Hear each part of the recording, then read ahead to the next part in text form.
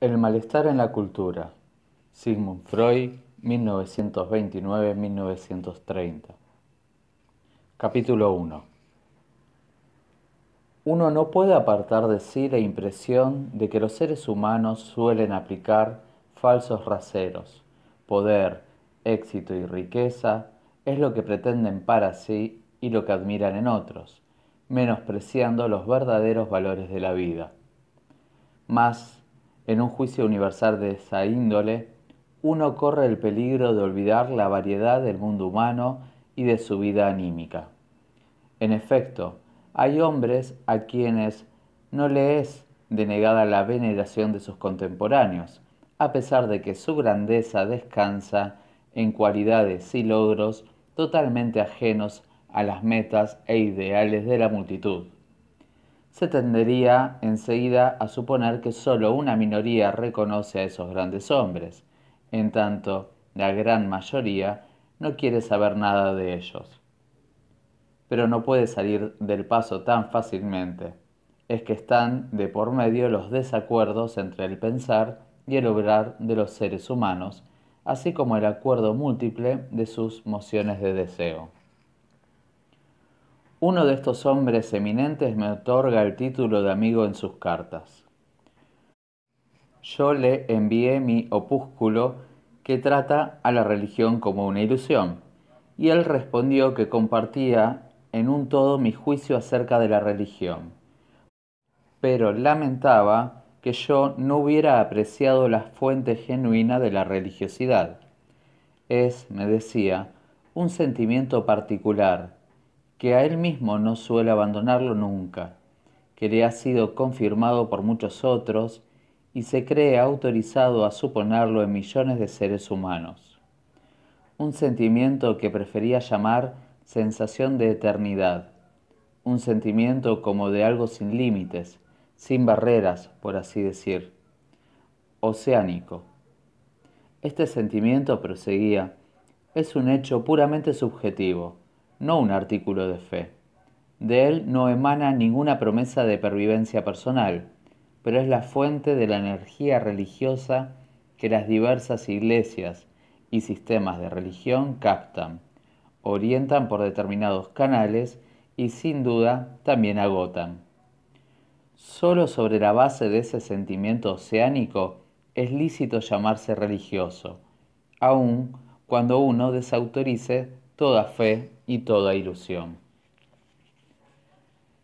Esta manifestación de mi venerado amigo, que además ha hecho una ofrenda poética al ensalmo de esa ilusión, me deparó no pocas dificultades. Yo no puedo descubrir en mí mismo ese sentimiento oceánico. No es cómodo elaborar sentimientos en el crisol de la ciencia. Puede intentarse describir sus indicios fisiológicos, donde esto no da resultado. Me temo que el sentimiento oceánico habrá de hurtarse de semejante caracterización. No queda otro recurso que atenerse al contenido de representación que mejor se aparece asociativamente con tal sentimiento.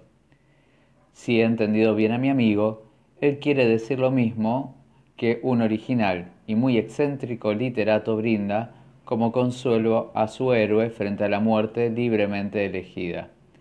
De este mundo no podemos caernos. O sea, un sentimiento de la atadura indisoluble, de la copertenencia con el todo del mundo exterior. Me inclinaría a afirmar que para mí ese sentimiento tiene más bien el carácter de una visión intelectual, no despojada, por cierto, de un tono afectivo, pero de la índole que tampoco falta en otros actos de pensamiento de parecido alcance. En mi persona no he podido convencerme de la naturaleza primaria de un sentimiento semejante, mas no por ello tengo derecho a impugnar su efectiva presencia en otros. Solo cabe preguntar si se lo ha interpretado rectamente y si se lo debe admitir como fons et origo de todos los afanes religiosos. Nada que pudiera influir concluyentemente a la solución de este problema que tengo para alegar. La idea de que el ser humano recibiría una noción de su nexo con el mundo circundante a través de un sentimiento inmediato dirigido ahí desde el comienzo mismo suena tan extraña, se entrama tan mal en el tejido de nuestra psicología, que parece justificada una derivación psicoanalítica, o sea, genética, de un sentimiento como ese. Entonces acude a nosotros la siguiente hilación de pensamiento. Normalmente no tenemos más certeza que el sentimiento de nuestro sí mismo, de nuestro yo propio. Este yo nos aparece autónomo, unitario, bien deslindado de todo lo otro. Que esta apariencia es un engaño, que el yo más bien se continúa hacia adentro, sin frontera tajante, en un ser anímico inconsciente que designamos ello, y al que sirve, por así decir, como fachada. He aquí lo que nos ha enseñado, fue la primera en esto, la investigación psicoanalítica, que todavía nos debe muchos esclarecimientos sobre el nexo del yo con el ello.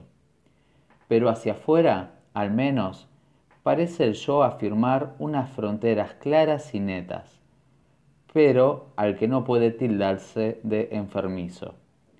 En la cima del enamoramiento amenazan desvanecerse los límites entre el yo y el objeto. Contrariado todos los testimonios de los sentidos, el enamorado asevera que yo y tú son uno, y está dispuesto a comportarse como si así fuera, lo que puede ser cancelado de modo pasajero por una función fisiológica. Naturalmente tiene que poder ser perturbado también por procesos patológicos. La patología nos da a conocer gran número de estados en que el deslinde del yo respecto del mundo exterior se vuelve incierto, o en que los límites se trazan de manera efectivamente incorrecta. Casos en que partes de nuestro cuerpo propio y aún fragmentos de nuestra propia vida anímica, percepciones, pensamientos, sentimientos, nos aparecen como ajenos y no pertenecientes al yo, y otros casos aún en que se atribuye al mundo exterior lo que manifiestamente se ha generado dentro del yo y debería ser reconocido por él. Por tanto, también el sentimiento yoico está expuesto a perturbaciones y los límites del yo no son fijos. Una reflexión ulterior nos dice: este sentimiento yoico del adulto no puede haber sido así desde el comienzo. Por fuerza habrá recorrido un desarrollo que, desde luego, no puede demostrarse, pero sí construirse con bastante probabilidad. El lactante no separa todavía su yo de un mundo exterior como fuente de las sensaciones que le afluyen. Aprende a hacerlo poco a poco, sobre la base de incitaciones diversas. Tiene que causarle la más intensa impresión el hecho de que muchas de las fuentes de excitación en que más tarde discernirá a sus órganos corporales puede enviarle sensaciones en todo momento, mientras que otras, y entre ellas la más anhelada, el pecho materno, se le sustraen temporariamente y sólo consigue recuperarlas berreando en reclamo de asistencia. De este modo, se contrapone por primera vez al yo un objeto como algo que se encuentra afuera y sólo mediante una acción particular es esforzado a aparecer. Una posterior impulsión a desasir el yo de la masa de sensaciones, vale decir, a reconocer un afuera, un mundo exterior, es la que proporcionan las frecuentes, múltiples e inevitables sensaciones de dolor y displacer, que el principio de placer, amo y restricto, ordena cancelar y evitar. Nace la tendencia a segregar del yo todo lo que pueda devenir fuente de un tal displacer, a arrojarlo hacia afuera, a formar un puro yo placer, al que se contrapone un ahí afuera ajeno, amenazador. Es imposible que la experiencia deje de rectificar los límites de este primitivo yo placer.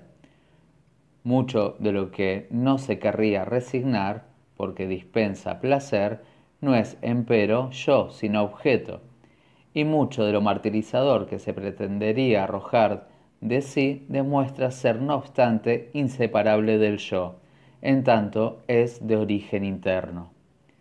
Así se aprende un procedimiento que mediante una guía intencional de la actividad de los sentimientos y una apropiada acción muscular permite distinguir lo interno, lo perteneciente al yo, y lo externo, lo que proviene de un mundo exterior. Con ello se da el primer paso para instaurar el principio de realidad, destinado a gobernar el desarrollo posterior.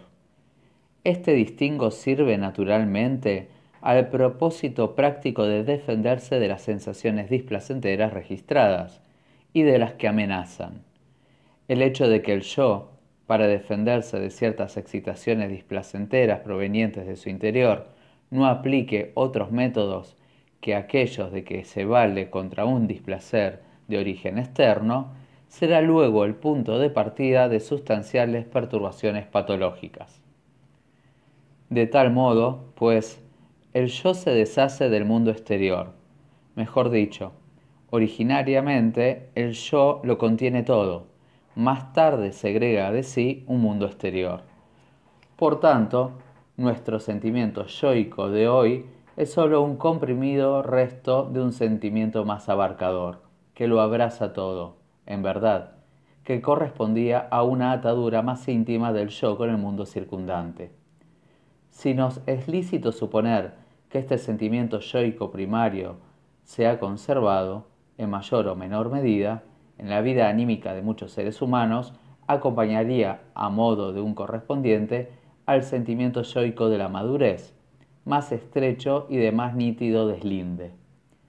Si tal fuera, los contenidos de representación adecuados a él serían justamente los de la ilimitación y la atadura con el todo, esos mismos con que mi amigo ilustra el sentimiento oceánico. Ahora bien, ¿tenemos derecho a suponer la supervivencia de lo originario junto a lo posterior devenido desde él? Sin duda ninguna. Un hecho así no es extraño al ámbito anímico ni a otros. Respecto de la escala animal, mantenemos el supuesto de que las especies de desarrollo superior provienen de las inferiores. Y a pesar de ello, todavía hoy hallamos entre los seres vivos a todas las formas simples. El género de los grandes saurios se ha extinguido, dejando su sitio a los mamíferos, pero un genuino representante de ese género, el cocodrilo, vive todavía con nosotros. ¿Acaso esta analogía sea demasiado remota y aún fallida por la circunstancia de que las especies inferiores, supérstites, no son, las más de las veces, los antepasados genuinos de las actuales más evolucionadas? Por regla general, los eslabones intermedios se han extinguido y solo por reconstrucción los conocemos. En cambio, en el ámbito del alma es frecuente la conservación de lo primitivo junto a lo que ha nacido de él por transformación, y tanto es así que huelga demostrarlo con ejemplos.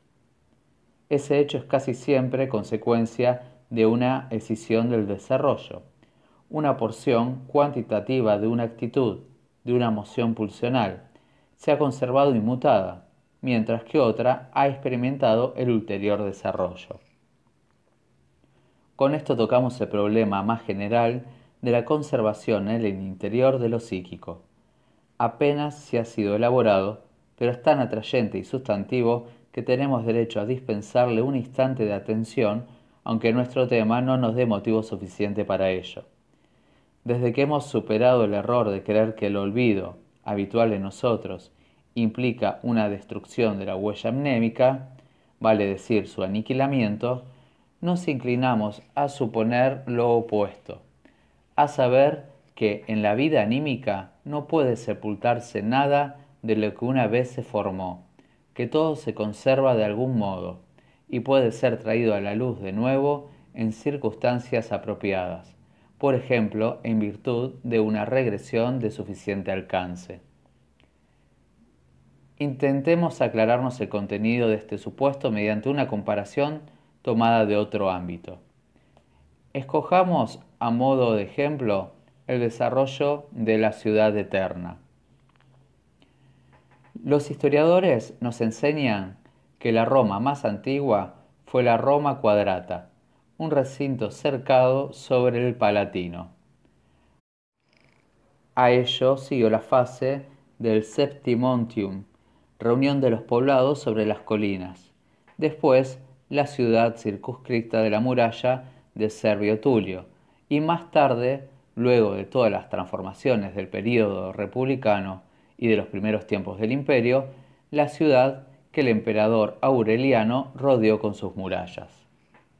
No prosigamos con esas mudanzas y preguntémonos qué hallaría aún de esos primeros estadios en la Roma actual un visitante a quien imaginamos provisto de los conocimientos históricos y topográficos más completos. Verá la muralla aureliana casi intacta, salvo en algunos trechos. En ciertos lugares encontrará exhumados tramos de la muralla de Servio. Si supiera lo bastante, más que la arqueología de hoy, acaso podría delinearla en el plano de la ciudad e indicar la traza de la Roma cuadrada.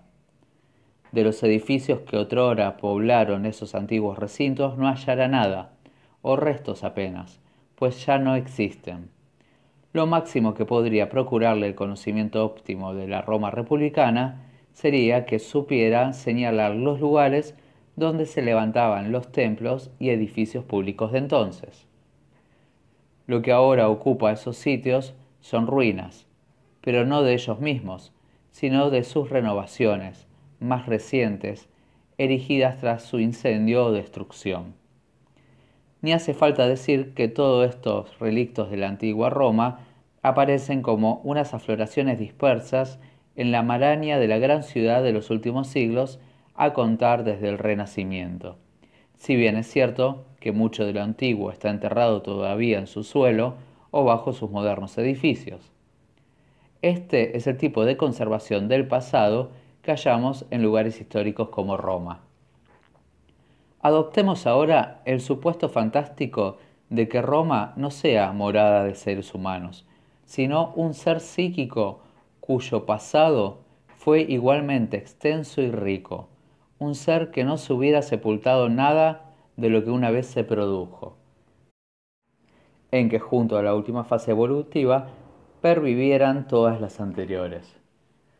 Para Roma esto implicaría que sobre el Palatino se levantarían todos los palacios imperiales y el Septisonium de Séptimo Severo seguiría coronando las viejas alturas, que el castillo de Sant'Angelo aún mostraría en sus almenas las bellas estatuas que lo adornaron hasta la invasión de los godos, y etc.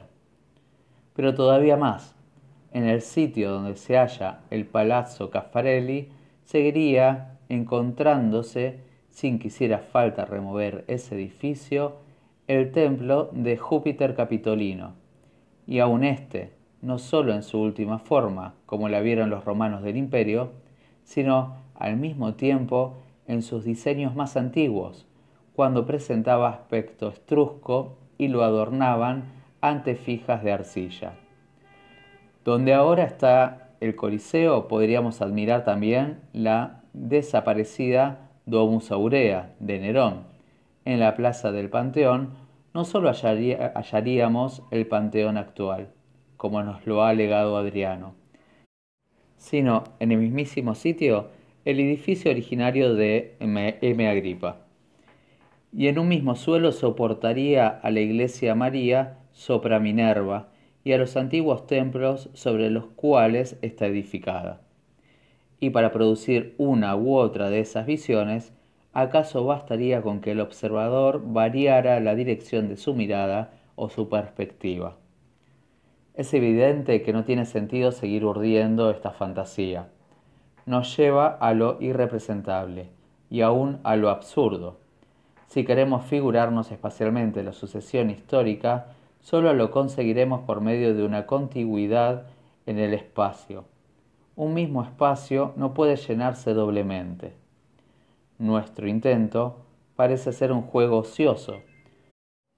Su única justificación es que nos muestra cuán lejos estamos de dominar las peculiaridades de la vida anímica mediante una figuración intuible. Además, nos resta pronunciarnos sobre una objeción. Hela aquí. ¿Por qué hemos escogido justamente el pasado de una ciudad para compararlo con el pasado del alma?